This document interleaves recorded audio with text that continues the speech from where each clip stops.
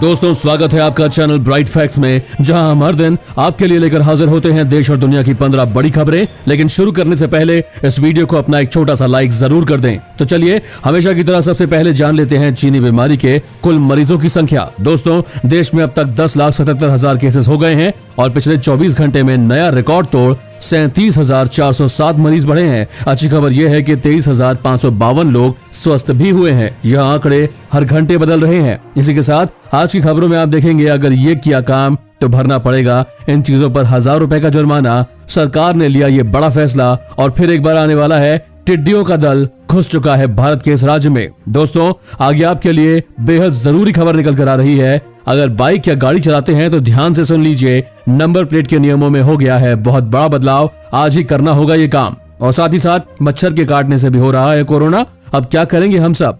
और साथ ही जियो ने दिया धोखा, कर दिए ये सस्ते रिचार्ज बंद। अब करना होगा ये महंगा रिचार्ज। और साथ ही डाल दिए हैं सरकार ने 10-10 हजार रुपए। अपना भी बैंक चेक कर लें आपके पैसे आए या नहीं। दोस्तों इन सभी खबरों को विस्तार से जानने के लिए वीडियो को अंत तक जरूर देखिए। लेकिन उससे पहले दोस्तों इस वीडियो को बनाने में मुझे बहुत मेहनत लगती है और इस मेहनत के लिए आप वीडियो को एक छोटा सा लाइक तो कर ही सकते हैं। तो फटाफट से लाइक का बटन दबा दीजिए और इसी के साथ बढ़ते हैं हमारी आज की सबसे पहली खबर की तरफ। इस राज्य के निवासी हैं तो जान ले ये नियम, वरना देना होगा 1,000 रुपए जुर्माना। दोस्तों राजधानी दिल्ली में रहते हैं तो समझ जाइए, क्योंकि दिल्ली में अब सार्वजनिक स्थानों पर थूकने या पेशाब करते पाए जाने वाले लोगों पर 1,000 रुपए का जुर्माना लगाया जाएगा। महामारी संक्रमण को फैलने से रोकने के मकसद से यह कदम उठाया गया है। दिल्ली के तीनों नगर निगम और नई दिल्ली महानगर पालिका ने किसी भी व्यक्ति के सार्वजनिक स्थानों पर थूकने या पेशाब करने पर तत्काल प्रभाव से रोक लगा दी है। एनडीएमसी के सचिव अमित सिंगला ने कहा कि चीनी वायरस को फैलने से रोकने के निर्देशों का सख्ती से पालन सुनिश्चित करते हुए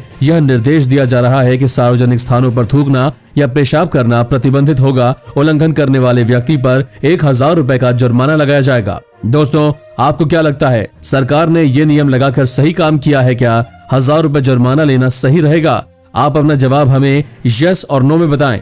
और अब जानिए, आ रहा है टिड्डी दल, हो जाए सावधान। एक आफत चली नहीं कि दूसरी आफत आ गई। दोस्तों आप सब जानते हैं कि देश में कुछ ही दिनों पहले टिड्डी दल का आतंक छाया हुआ था और देश के किसान बहुत परेशान थे और साथ में लोगों के अंदर भी डर बना हुआ था कि कहीं यह टिड्डियां उनके घर के अंदर न घुस आएं।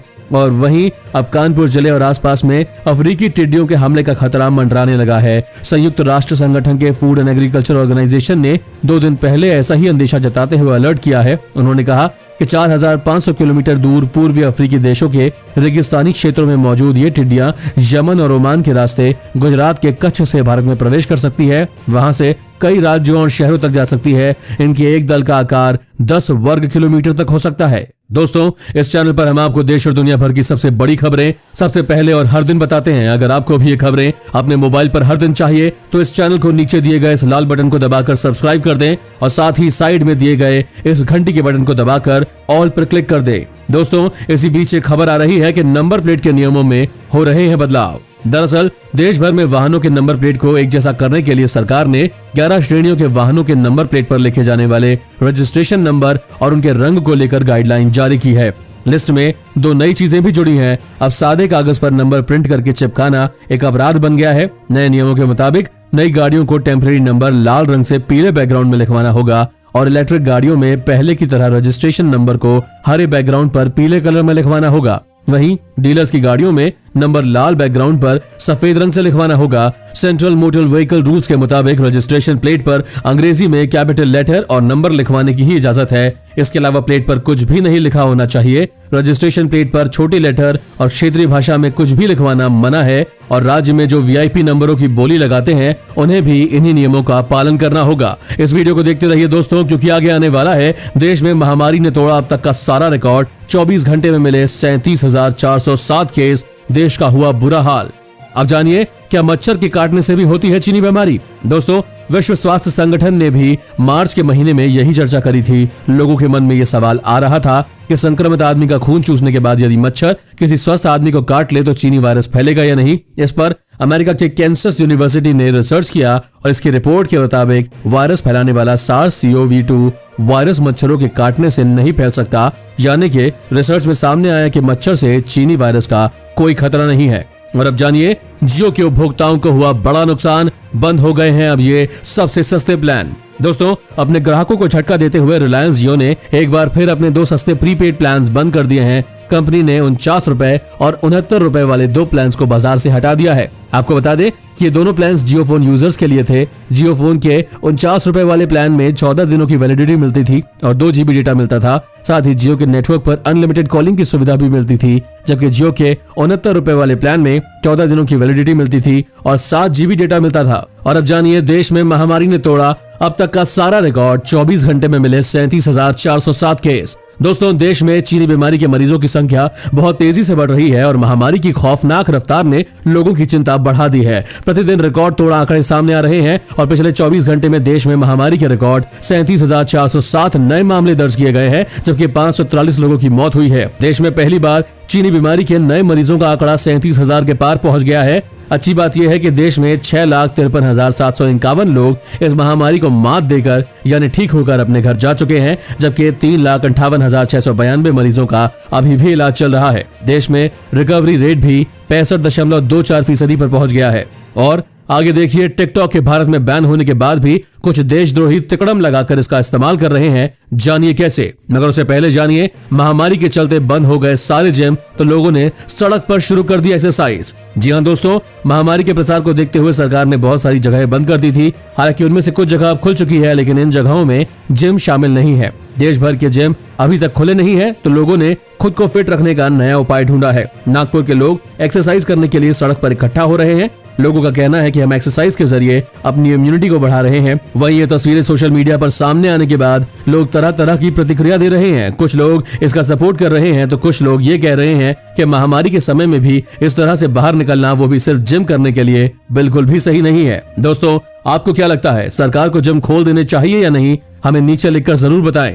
और अभी जानिए, प्रेमिका से मिलने जा रहा था पाकिस्तान, फिर आगे जो हुआ वो आप भी देखिए। दोस्तों, सीमा सुरक्षा बल ने महाराष्ट्र के 21 वर्षीय एक युवक को गुजरात के कच्छ के रण में गिरफ्तार कर लिया। उस पर अवैध तरीके से पाकिस्तान में प्रवेश का प्रयास करने का आरोप था। आपको बता दें, पुलिस ने शुक्रवार को इसकी जानकारी दी। पुलिस की जांच में युवक की पहचान जिशान सिद्दीकी के रूप में की गई। पुलिस जांच में युवक ने बताया कि वह पाकिस्तान में अपनी एक महिला मित्र से मिलने जा रहा था। उसने बताया कि वह उसकी फेसबुक पर दोस्त है और पूर्वी कच्छ की पुलिस अधीक्षक परीक्षिता राठौड़ का कहना है कि युवक को गुरुवार की रात सीमा सुरक्षा बल के जवानों ने गिरफ्तार कर पुलिस को सौंप दिया था।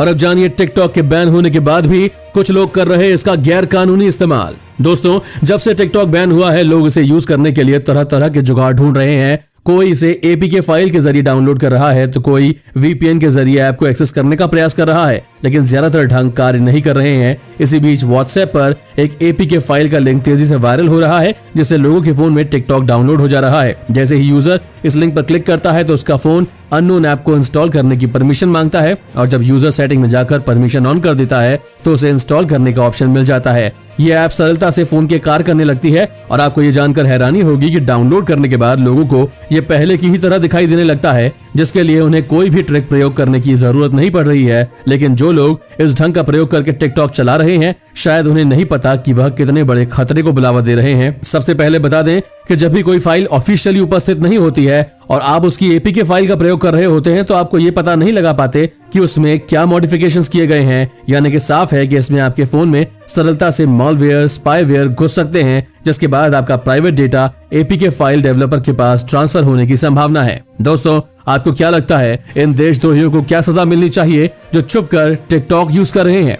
कमेंट में जरूर बताइएगा। और अब जानिए, मोदी सरकार ने इन बैंक अकाउंट में डाले 10-10 हजार रुपए। दोस्तों, मोदी सरकार ने देश के 3 करोड़ 78 लाख किसान परिवारों को खेती किसानी के लिए उनके बैंक अकाउंट में अब तक 10-10 हजार रुपए की सहायता राशि डाल दी है। ये वो लोग हैं जिन्हें 1 दिसंबर 2018 से स्कीम के तहत पैसा मिल रहा है। PM किसान योजना के तहत ग्रीन किश्त में सालाना 6-6 हजार रुपए मिलते हैं और देश में 7 करोड़ 98 लाख किसान ऐसे हैं जिन्हें 3 किश्त मिली है। वैसे अब इसकी 6ठी किश्त का पैसा देने की तैयारी हो रही है और 1 अगस्त ये कार्य प्रारंभ हो जाएगा। PM किसान सम्मान निधि के तहत देश में अब तक 10 करोड़ से अधिक किसान रजिस्टर हो चुके हैं और अब सिर्फ 4 करोड़ 40 लाख किसान ही इससे वंचित हैं। हालांकि अगर आपको पैसे नहीं मिले हैं तो आप अपने जिला कृषि ऑफिसर से संपर्क करें। वहां से बात ना बने तो केंद्रीय कृषि मंत्रालय की ओर से जारी हेल्पलाइन पर संपर्क करें। इसी के साथ आगे देखेंगे दोस्तों, यूपी में 7,400 सब इंस्पेक्टर और अन्य पदों पर होगी जल्द ही भर्ती। जानिए आवेदन का तरीका। उससे पहले जानिए, दिल्ली में भारी बारिश से रोड बन गई नदी, डीटीसी बस तक डूब गई। आप भी देखें।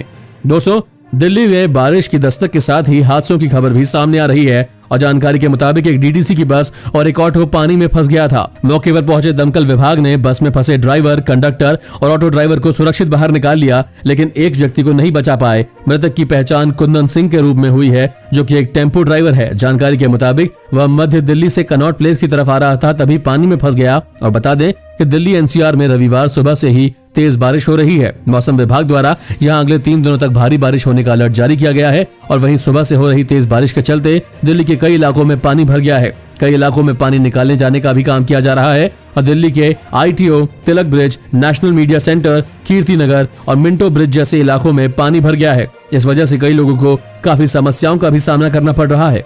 और अब जानिए, तेल कंपनियों ने फिर की डीजल की कीमतों में बढ़ोतरी। जानिए क्या है नया रेट। दोस्तों, तेल कंपनियों ने एक बार फिर से डीजल की कीमतों में इजाफा कर दिया है। हालांकि पेट्रोल की कीमतों में किसी भी तरह की बढ़ोतरी नहीं की गई है। डीजल की कीमतों में कंपनियों ने 17 पैसे की बढ़ोतरी कर दी है।